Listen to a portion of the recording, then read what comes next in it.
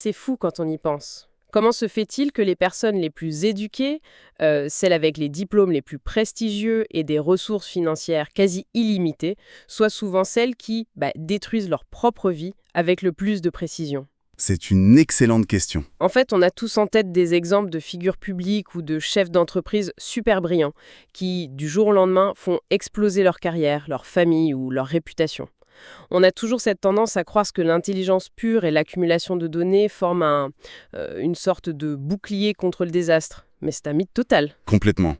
Et le paradoxe est encore plus frappant aujourd'hui, je trouve. Ah oui? Bah oui, parce qu'on a un accès direct à l'intégralité du savoir humain dans notre poche, avec nos téléphones. Si l'information pure suffisait à garantir une vie équilibrée, on devrait logiquement être la génération la plus sage et la plus heureuse de l'histoire. Ce qui n'est clairement pas le cas. Non, c'est pas le cas du tout.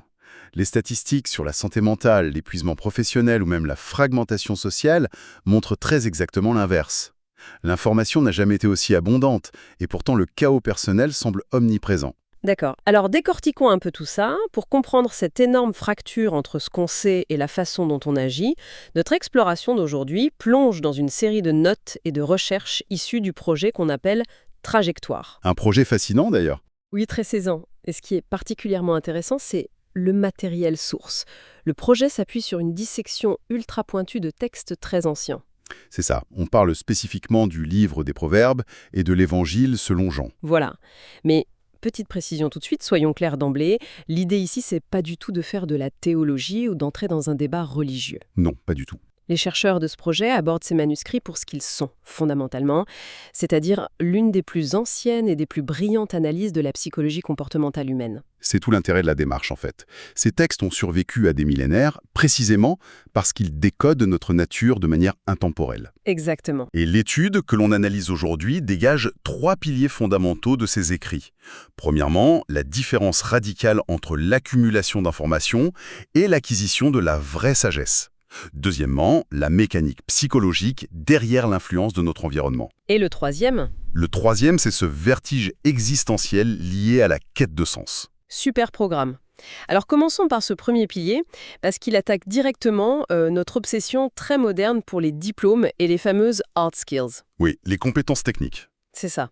L'analyse s'ouvre sur les premiers versets du livre des Proverbes, qui pose un diagnostic assez brutal. En gros, l'information et l'expérience brute ne garantissent absolument pas la sagesse. Pas le moins du monde. Et en lisant ces notes, je me suis fait une petite réflexion. J'ai pensé à une analogie. Posséder la connaissance, c'est un peu comme avoir toutes les pièces détachées d'un moteur ultra puissant dans son garage. Je vois l'image. On a les données, on a la puissance, mais manquer de sagesse, c'est ne pas avoir le plan pour assembler la voiture pour qu'elle roule droit. Ou qu'elle ne fonce pas dans un mur. Exactement. Ou dans un contexte plus moderne, on peut penser à l'intelligence artificielle. On entraîne des modèles sur des téraoctets de données. L'IA devient surpuissante, elle connaît la physique quantique, mais si on n'y intègre pas un protocole d'alignement éthique, cette masse d'informations devient très dangereuse. J'aime beaucoup cette analogie. Mais je dirais que dans le cas de l'être humain, c'est encore plus pervers en fait qu'une simple erreur de code ou un manque de garde-fou. C'est-à-dire... Une IA, ça n'a pas d'ego. Chez nous, c'est précisément cette illusion de la connaissance qui vient court-circuiter l'acquisition de la sagesse. Ah, l'ego qui s'en mêle. Voilà. Ce qui est fascinant ici, c'est que les notes soulignent que dans ces textes, la définition même de la sagesse est hyper pragmatique. C'est pas juste un concept philosophique flottant. Pas du tout. C'est le savoir-vivre au sens littéral. C'est savoir comment vivre au quotidien, savoir anticiper les conséquences lointaines d'une action présente. Avoir 3 masters n'empêche pas de détruire ses relations familiales, vous voyez? C'est très vrai. Mais alors, qu'est-ce qui coince au niveau de notre cerveau? Pourquoi c'est si difficile pour des personnes super intelligentes de faire cette transition entre le savoir brut et cette capacité à bien vivre? C'est le désir de réussir trop vite, peut-être? C'est exactement là que le livre des Proverbes frappe un grand coup. Et les auteurs du projet mettent le doigt sur un concept qui est souvent mal traduit. Lequel? La crainte de l'éternel, comme commencement de la sagesse. Ouh là, ça sonne un peu effrayant dit comme ça. C'est justement le problème de traduction. L'étude comportementale de ce texte montre qu'il ne s'agit pas du tout de terreur ou de panique. Sur le plan psychologique, c'est simplement la reconnaissance brutale de nos propres limites. Une forme d'humilité, en somme. Exactement, c'est admettre l'existence d'une perspective qui est infiniment supérieure à notre petite subjectivité. Ce que vous dites ça résonne énormément avec un concept super connu en psychologie, l'effet Dunning-Kruger, non? Ah oui, bien sûr. Vous savez, ces biais cognitifs où les gens qui en savent juste un tout petit peu pensent soudainement qu'ils maîtrisent tout le sujet. Et du coup, ils agissent avec une arrogance assez redoutable. C'est ça. Et la parade absolue à cet effet de Dunning-Kruger, selon ces manuscrits anciens, c'est l'humilité. L'obsession de la réussite immédiate nous pousse à vouloir agir, à vouloir briller, avant même d'avoir la maturité pour le gérer. On veut brûler les étapes. Tout à fait, la source est formelle, vouloir agir avant d'être sage, c'est vraiment la recette pour ruiner sa trajectoire. La sagesse commence par l'humilité d'écouter, d'accepter les conseils et de se dire Ok, je ne sais pas tout. Ce qui nous amène à une transition très logique mais redoutable. Si la sagesse, c'est d'être humble et d'écouter les conseils, Oui. la question vitale, c'est qui est-ce qu'on écoute en fait? Ah, la question de l'environnement. Voilà. C'est le deuxième pilier de l'analyse basé sur la suite du chapitre 1 des Proverbes, les fréquentations. Et l'approche des textes sur ce point est d'une grande finesse. Si l'on relie cela à une perspective plus large, l'idée centrale, c'est que la destruction d'une vie à cause de mauvaises fréquentations, c'est rarement explosif. C'est vrai qu'on a souvent cette image du méchant de cinéma, le gars qui arrive avec un plan diabolique pour ruiner notre vie d'un seul coup. C'est ça.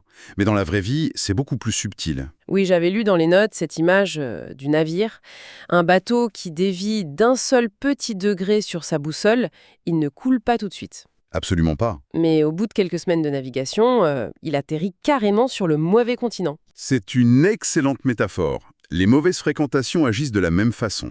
Elles nous attirent avec des choses faciles, de l'argent rapide, l'absence de contraintes. Et un mauvais choix, s'il est répété, devient très vite une habitude. Ça me fait penser à une autre comparaison, l'intoxication au monoxyde de carbone. C'est-à-dire, Eh bien, le monoxyde de carbone, c'est un gaz inodore et invisible.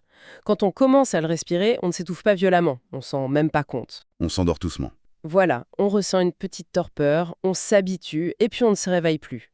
Les relations toxiques fonctionnent sur cette même mécanique de normalisation. Un compromis douteux par-ci, un petit mensonge couvert par le groupe par-là. Et le cerveau s'y habitue. Exactement. Et neurologiquement parlant, avec le conformisme, on finit par recabler nos normes pour ressembler à notre entourage. Ce que vous décrivez là, c'est validé par la science comportementale moderne. Les fameux neurones miroirs nous poussent à imiter instinctivement ce qu'on fréquente. Et c'est là le grand danger relevé par les proverbes. Le problème, ce n'est pas nous. Le problème, ce n'est presque jamais un manque de potentiel chez un individu, c'est l'environnement lui-même. On finit par ressembler à ce que l'on écoute constamment. Mais c'est terrifiant. Surtout que, comment on fait pour garder l'esprit critique face à ça? Pour reprendre mon image, c'est super dur d'évaluer de l'intérieur une pièce qui se remplit de monoxyde de carbone.